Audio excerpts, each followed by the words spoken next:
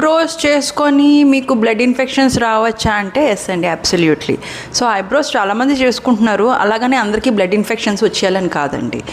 ఏంటంటే మీరు ఐబ్రోస్ చేసుకుంటున్నప్పుడు బయట బ్యూటీ పార్లర్స్లోని ఆ థ్రెడ్ని కట్ చేసేసారా, కొత్త థ్రెడ్ని వాడుతున్నారా అనేది చూసుకోండి.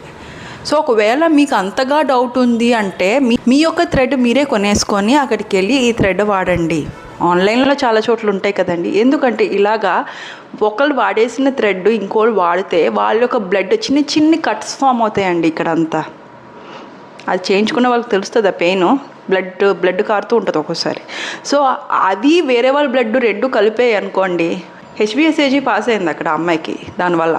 సో దానివల్ల ఏంటంటే లివర్ ప్రాబ్లం వచ్చేస్తూ ఉంటుంది. అదేనే కాదండి, హెచ్ఐవి కూడా, హెచ్సివి కూడా, ఇలాంటి ఇన్ఫెక్షన్స్ పాస్ అయిపోయే ఛాన్సెస్ ఉంటాయి. ఒకవేళ మీరు ఐబ్రోస్ చేయించుకుంటున్నట్టు అయితే మీ ఓన్ థ్రెడ్ తీసుకెళ్ళండి.